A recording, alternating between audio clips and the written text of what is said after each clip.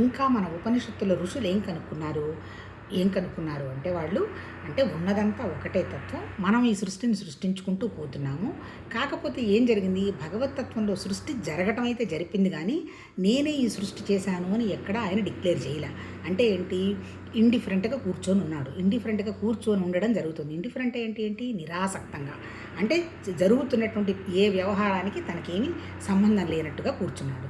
కాకపోతే మన జీవ సృష్టిలో ఉన్న ప్రాబ్లం ఏంది, మన జీవ సృష్టిలో ఏంటి అంటే కర్తృత్వ భావాన్ని మనం నెత్తినేసుకొని కూర్చున్నాము. ఇప్పుడు భగవతత్వ సాధన ఏంటి, మనం కూడా సాక్షి భావంగా ఉంటూ నిరాసక్తంగా ఉంటూ మన ద్వారా పనులు జరుగుతున్నాయి కానీ నాకేం సంబంధం లేదు అనేటువంటి భావంతో కనుక ఉంటే అప్పుడు మనకున్నటువంటి కర్తృత్వ భావన, తర్వాత భోక్తృత్వ భావన తగ్గుతుందంటారు. కర్తృత్వ భోక్తృత్వం అంటే ఏం లేదు, నేను పని చేయటం, దానికి ఏ ఫలితం వస్తుంది అని ఆశించటం. అంటే ఇప్పుడు ఏంటి, భగవతత్వంలో ఇంత పెద్ద సృష్టి చేసిన నేను చేశానని ఆయన ఎక్కడ చెప్పలే. కాకపోతే ఆ ఆ ఆ పరమాత్మ తత్వం లేనిదే సృష్టి వ్యక్తం అయ్యేదే కాదు. కాకపోతే ఏంటి, ఇదంతా మాయ వల్ల జరిగింది అంటున్నాడు. మరి మాయను పట్టుకున్నది ఎవరు, భగవతత్వమే. అంటే మాయ ఆధారంగా జరిగిందనమాట. ఇప్పుడు మన సృష్టి కూడా ఏంటి, మన సృష్టి జరుగుతున్నది కూడా మాయ ద్వారానే మనం జరుపుకుంటూ పోతున్నాం. మాయ అంటే ఏంటి, మన మనసు.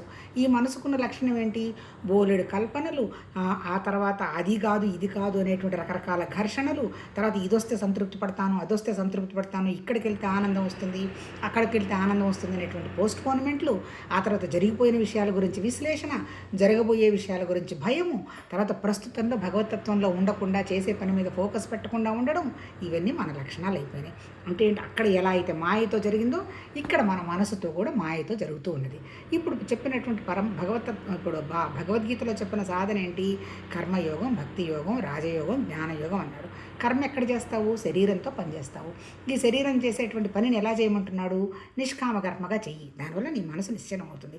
తర్వాత యోగం ఏం చెప్తున్నది, నీ ఇంద్రియాలు నిన్ను ఆడిస్తున్నాయి, కాసేపు అది చూడమంటే, కాసేపు తినమంటే, కాసేపు అధీనమంటే, నానా గందరగోళం చేస్తున్నాయి. వీటన్నిటిని నువ్వు ఒక తీరుకు తీసుకురావాల్సింది ఎవరు, నీ మనస్సు. ఎప్పుడు తయారు చేసుకున్న చెత్త చెదారం అంతా వదిలేస్తే భగవతత్వం మీద కనుక మనసు పెడితే మిగిలినవన్నీ పోతాయి అని యోగం. భక్తి అంటే ఏంటి, ఇవేవి లేవు అని సరెండర్ అయిపోతూ భగవతత్వం తప్ప ఇంకొకటి లేదు, నువ్వు ఏవి ఇచ్చిన ప్రసాదం, ఏం చేస్తున్నా నీ పని అనేటువంటి పనిగా చేస్తూ తన శరీరానికి సంబంధించి, తన మనసుకు సంబంధించి, తన ప్రాణానికి సంబంధించి అనేటువంటి పనిలో నిరాసక్తంగా ఉంటూ భగవతత్వ పని అనేటువంటి కండక్ట్ చేర్చుకోవడం భక్తి అన్నాడు. అల్టిమేట్ ఏంటి, జ్ఞానం. జ్ఞానం అంటే ఏంటి, ఉన్నదంతా నిరాకారమైనటువంటి పరమాత్మ తత్వమే, నీకు దానికి పిసరంత కూడా తేడా లేదు. నువ్వేంటి, నాదిని, నా శరీరాన్ని, నా ప్రాణాన్ని, నా మనసుని నేనే అనుకుంటూ గ్రహించుకుంటూ పోతున్నాం. కాకపోతే ఇవన్నీ కూడా నాది, ఈ నాది కానీ ఈ లోపల ఉన్నది నేను, అదే ఆత్మ.